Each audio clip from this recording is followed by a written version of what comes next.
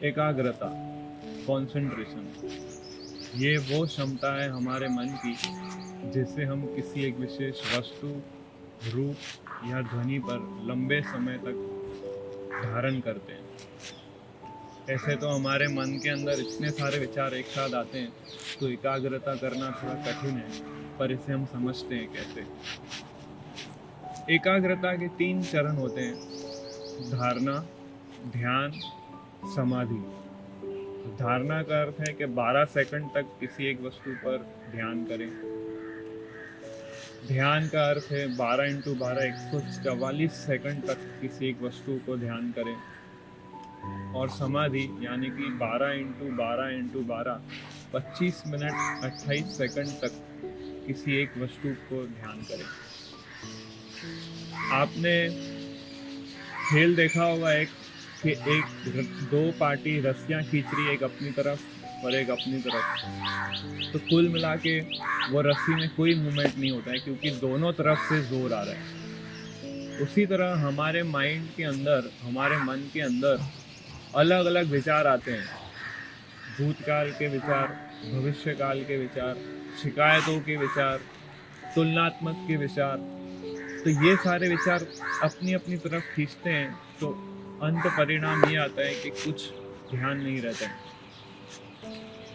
तो एकाग्रता कैसे लाई जाए, उसके लिए 3 पहलू हैं। पहला है अवेयरनेस, कि मैं जो भी कार्य कर रहा हूँ ये समझ के करना क्यों कर रहा हूँ। दूसरा है अटेंशन, कि जो भी मैं कार्य कर रहा हूँ समझ के करना है कि कैसे करना है। और फिर आता है एब्जॉर्प्शन, जिसमें हम गहराई तक उस कार्य में डूबे रहते हैं। कलयुग के अंदर ये एकाग्रता लाना थोड़ा कठिन है, पर हमारे शास्त्र ये बताते हैं कि ये एकाग्रता को हम ला सकते हैं कि हरे कृष्ण महामंत्र जप करके। हरे कृष्णा कृष्णा कृष्णा हरे हरे, हरे राम राम राम हरे हरे। एक समय पर एक चीज करें, खाने के समय खाएं, सोने के समय सोएं, खेलने के समय खेलें, पढ़ाई करते समय पढ़ाई करें।